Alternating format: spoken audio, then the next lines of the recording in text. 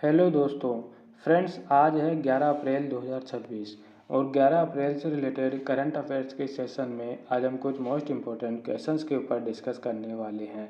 तो चलिए फ्रेंड्स, इसी आशा के साथ हम अपना ये वीडियो शुरू करते हैं कि आने वाले लगभग सभी कंपटीशन एग्जाम्स में ये जो क्वेश्चंस है ये पूछे जाएंगे। तो फ्रेंड्स, आज के वीडियो का अपना पहला क्वेश्चन है, मुख्य निर्वाचन अधिकारियों का सम्मेलन अक्टूबर 2025 में कहाँ आयोजित किया गया था, यह हमें बताना है। तो जो मुख्य निर्वाचन अधिकारी है, इन्होंने अभी हाल ही में अक्टूबर 2025 में सम्मेलन किया था। तो इस सम्मेलन का आयोजन कहाँ किया गया था, ये हमें बताना है। ऑप्शन ए में हमें दे रखा है कोलकाता में, ऑप्शन बी में हमें दे रखा है चेन्नई में, ऑप्शन सी में हमें दे रखा है नई दिल्ली में और ऑप्शन डी में हमें दे रखा है बेंगलुरु में। तो फ्रेंड्स, यहाँ से हम देख सकते हैं कि जो अपना करेक्ट आंसर है वो नई दिल्ली रहने वाला है। मतलब कि मुख्य निर्वाचन अधिकारियों का सम्मेलन अक्टूबर 2025 में नई दिल्ली में आयोजित किया गया था, इसीलिए अपना जो ऑप्शन सी है ये राइट आंसर होने वाला है, नई दिल्ली। इसके आगे हम सेकंड क्वेश्चन में चलते हैं। तो फ्रेंड्स, सेकंड क्वेश्चन में जाने से पहले इस क्वेश्चन से रिलेटेड पॉइंट्स हम देखते हैं। तो भारत निर्वाचन आयोग ईसीआई ने अक्टूबर 2025 में नई दिल्ली में स्थित India international institute for democracy and electoral management में 2 दिवसीय मुख्य निर्वाचन अधिकारियों का सम्मेलन आयोजित किया। जो ये IIIDEM है, इस संस्था ने अभी हाल ही में 2 दिवसीय मुख्य निर्वाचन अधिकारियों का सम्मेलन आयोजित किया गया था। और ये जो कहाँ आयोजित किया गया था, ये नई दिल्ली में इसका आयोजन किया गया था अक्टूबर 2025 में। अब इससे रिलेटेड सेकंड पॉइंट देखते हैं। तो ये जो सम्मेलन है, इसकी अध्यक्षता किसने की थी, इसकी मेज़बानी किसने की थी? तो इसकी मेज़बानी की थी मुख्य निर्वाचन आयुक्त ज्ञानेश कुमार ने इसकी मेज़बानी की थी। तो इस प्रकार ये जो दो मोस्ट इम्पोर्टेंट पॉइंट है इस क्वेश्चन से रिलेटेड बन रहे हैं, दोनों ही मोस्ट इम्पोर्टेंट पॉइंट है। इसके आगे सेकंड क्वेश्चन में चलते हैं। स्वच्छ सर्वेक्षण 2025 रिपोर्ट के अनुसार 10 लाख से अधिक आबादी वाले भारतीय शहरों में से किस शहर को सबसे गंदा शहर घोषित किया गया है, ये हमें बताना है। कि जो ऐसा शहर हमें बताना है जिसकी आबादी भी 10 लाख से ऊपर है, 10 लाख से उसकी आबादी ऊपर है, और इसके साथ ही ये 10 लाख से ऊपर वाली आबादी के शहरों में सबसे ज़्यादा गंदा शहर है, ये हमें बताना है। ये भी हाल ही में घोषित किया गया है। तो स्वच्छ सर्वेक्षण 2025 की रिपोर्ट के अनुसार ऐसा अभी हाल ही में सामने आया है। ऑप्शन ए में हमें दे रखा है पटना, ऑप्शन बी में दे रखा है जयपुर, ऑप्शन सी में दे रखा है वाराणसी और ऑप्शन डी में हमें दे रखा है मदुरई। तो फ्रेंड्स, यहाँ से हम देख सकते हैं कि जो अपना ऑप्शन डी है ये राइट आंसर होने वाला है। कि जो मदुरई शहर है इसको अभी हाल ही में 10 लाख से अधिक आबादी वाले भारतीय शहरों में से सबसे गंदा शहर घोषित किया गया है। तो इससे रिलेटेड पॉइंट हम देखते हैं। तो स्वच्छ सर्वेक्षण रिपोर्ट 2025 के अनुसार तमिलनाडु का जो मदुरई शहर है वो 10 लाख से अधिक आबादी वाले भारतीय शहरों में सबसे गंदा शहर घोषित हुआ है। तो इस प्रकार अपना जो करेक्ट आंसर है वो रहने वाला है ऑप्शन डी, मदुरई शहर, मदुरई सिटी, जो कि तमिलनाडु की एक सिटी है। इसके आगे थर्ड क्वेश्चन चलते हैं। तो थर्ड क्वेश्चन में दे रखा है, Kosi river that was recently seen in news is a major tributary of which river, ये हमें बताना है। कि ये जो कोसी नदी है ये कौन सी नदी की एक प्रमुख सहायक नदी है, ये हमें बताना है, जो कि अभी हाल ही में खबरों में रही है कोसी नदी। तो ये कोसी नदी कौन सी नदी की सहायक नदी है, ये हमें बताना है। ऑप्शन ए में हमें दे रखा है गंगा, ऑप्शन बी में हमें दे रखा है यमुना, ऑप्शन सी में हमें दे रखा है गोदावरी और ऑप्शन डी में हमें दे रखा है कृष्णा। तो फ्रेंड्स, यहाँ से हम देख सकते हैं कि जो अपना ऑप्शन ए है ये राइट आंसर होने वाला है। ये जो कोसी नदी है ये फ्रेंड्स गंगा नदी की सहायक नदी है, इसीलिए अपना ऑप्शन ए राइट आंसर रहने वाला है, गंगा नदी। अब इससे रिलेटेड हम पॉइंट देखते हैं। तो Kosi is a major transboundary river flowing through China, Nepal and India and is a major tributary of the Ganga. मतलब ये जो कोसी नदी है ये कहाँ कहाँ से होकर बहती है, ये चाइना, नेपाल और इंडिया में से होकर बहती है और साथ ही गंगा नदी की एक प्रमुख सहायक नदी है। अब इससे रिलेटेड सेकंड पॉइंट में हम देखते हैं। तो गंगा नदी की प्रमुख सहायक नदियाँ यमुना, सोन, घाघरा, गंडक, कोसी, रामगंगा और महानंदा है। तो ये 6-7 रिवर्स हमें दे रखी है जिनके नाम हमें दे रखे हैं, यमुना है, सोन है, घाघरा है, गंडक है, कोसी है, रामगंगा है और महानंदा है, जो कि उत्तर और दक्षिण से आकर इसमें मिलती है।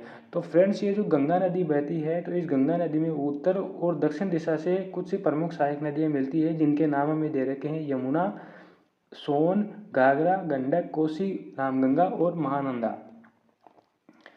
तो इससे रिलेटेड थर्ड पॉइंट हम देखते हैं, यमुना सबसे लंबी और दाहिनी ओर से मिलने वाली प्रमुख नदी है, जबकि घाघरा, गंडक और कोसी है जो कि हिमालय से निकलने वाली और बाईं ओर से प्रमुख नदियां बहती है।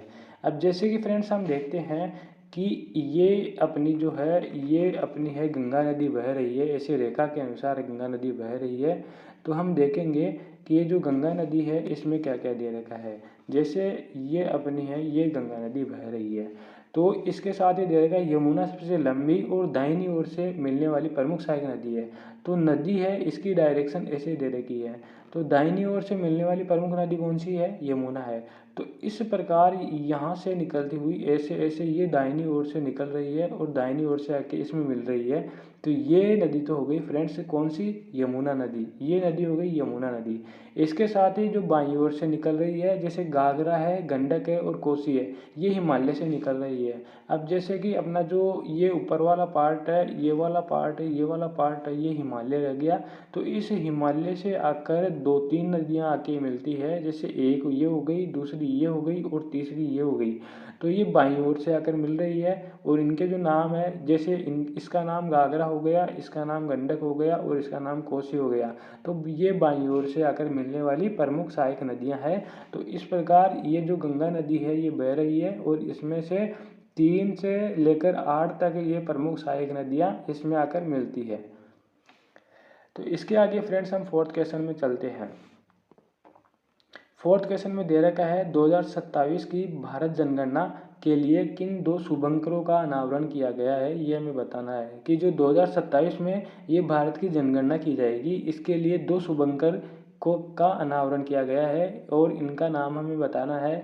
ऑप्शन ए में हमें दे रखा है ज्ञान और विज्ञान, ऑप्शन बी में हमें दे रखा है प्रगति और विकास, ऑप्शन सी में हमें दे रखा है डिजिटल और भारत और ऑप्शन डी में हमें दे रखा है सुरक्षा और समृद्धि।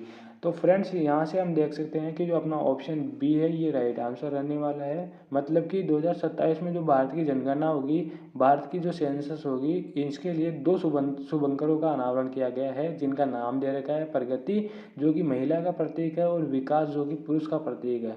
तो इस प्रकार अपना जो ऑप्शन बी है ये राइट आंसर रहने वाला है, ऑप्शन बी अपना राइट आंसर रहने वाला है। और ये फ्रेंड्स आज के वीडियो का वेरी इंपॉर्टेंट क्वेश्चन रहने वाला है। तो इस प्रकार फ्रेंड्स वीडियो को लाइक करना ना भूलें, इसके साथ ही चैनल को सब्सक्राइब करें ताकि ऐसे ही फ्रेंड्स मोर इम्पोर्टेंट जो इन्फॉर्मेशंस है, करंट अफेयर्स है, वो आपको मिलती रहे। इसके आगे पाँचवें क्वेश्चन में चलते हैं। तो 78वें सेना दिवस परेड 2026 की मेज़बानी किस भारतीय शहर ने की, यह हमें बताना है। ये जो अभी हाल ही में 78वां सेना दिवस परेड है 2026 है, ये किया गया था, तो इसकी मेज़बानी किस भारतीय शहर ने की, ये हमें बताना है। ऑप्शन ए में हमें दे रखा है नई दिल्ली जो कि भारत का राजधानी है, ऑप्शन बी में हमें दे रखा है बेंगलुरु, ऑप्शन सी में हमें दे रखा है पुणे और ऑप्शन डी में हमें दे रखा है जयपुर। तो फ्रेंड्स यहाँ से हम देख सकते हैं कि जो अपना ऑप्शन बी है ये राइट आंसर होने वाला है। मतलब कि अभी हाल ही में 78वें सेना दिवस परेड 2026 की मेज़बानी है, ये बेंगलुरु शहर ने इसकी मेज़बानी की है, इसीलिए अपना ऑप्शन बी राइट आंसर रहने वाला है, बेंगलोर। इसके आगे इससे रिलेटेड पॉइंट्स हम देखते हैं, तो पॉइंट्स नहीं है, इससे आगे कुछ मोस्ट रिलेटेड। इसके आगे सिक्स्थ क्वेश्चन में चलते हैं। तो भारत की पहली पूरी तरह से सौर ऊर्जा से चलने वाली एटीएम वैन किस राज्य में लॉन्च की गई, यह हमें बताना है कि ये जो एटीएम वैन है, मतलब जो एटीएम मशीन को लेकर अपने साथ लेकर वैन चल रही है, ये वैन किस राज्य में लॉन्च की गई है, ये हमें बताना है। एटीएम वैन तो पूरी तरह से सौर से चलने वाली, अब सीधी सी बात है फ्रेंड्स, जैसे एटीएम वैन चल रही है तो वो वैन जैसे बाहर से तो लाइट लेने से रही, तो ये सौर ऊर्जा से चलेगी, सोलर प्लेट इसके ऊपर लगी होगी। तो ये हमें बताना है कि ये एटीएम वैन किस राज्य में लॉन्च की गई है। ऑप्शन ए में हमें दे रखा है गुजरात, ऑप्शन बी में हमें दे रखा है महाराष्ट्र, ऑप्शन सी में हमें दे रखा है कर्नाटका और ऑप्शन डी में हमें दे रखा है त्रिपुरा। तो ये जो पहली है चलने वाली पहली एटीएम वैन है, ये किस राज्य में लॉन्च की गई है, ये हमें बताना है। तो अपना जो ऑप्शन डी है ये राइट आंसर हो रहने वाला है। मतलब कि ये जो त्रिपुरा शहर है, त्रिपुरा जो अपना राज्य है, इसमें अभी हाल ही में पूरी तरह से सौर से चलने वाली पहली एटीएम वैन है, इसका लॉन्च की गई है, इसीलिए अपना जो ऑप्शन डी है ये राइट आंसर रहने वाला है। अब इससे रिलेटेड पॉइंट हम देखते हैं तो त्रिपुरा ग्रामीण बैंक, त्रिपुरा का जो ग्रामीण बैंक है इसने अभी हाल ही में 13 जनवरी 2026 को इसे लॉन्च किया था और इस अभिनव पहल के लिए बैंक को प्रतिष्ठित स्क्रॉच सिल्वर अवार्ड से सम्मानित किया गया। तो ये जो पहल की गई थी इस बैंक के द्वारा, त्रिपुरा ग्रामीण बैंक के द्वारा, इस पहल के लिए बैंक को अभी हाल ही में प्रतिष्ठित स्कॉच सिल्वर अवार्ड से सम्मानित किया गया है। इस प्रकार फ्रेंड्स आज के वीडियो में हमने कुल मिलाकर 6 क्वेश्चन देखे हैं और 6 के 6 क्वेश्चन फ्रेंड्स बहुत ज़्यादा इंपॉर्टेंट क्वेश्चंस है। वीडियो अच्छी लगी हो तो लाइक करें, इसके साथ ही चैनल को सब्सक्राइब करें। थैंक यू फ्रेंड्स, जय हिंद।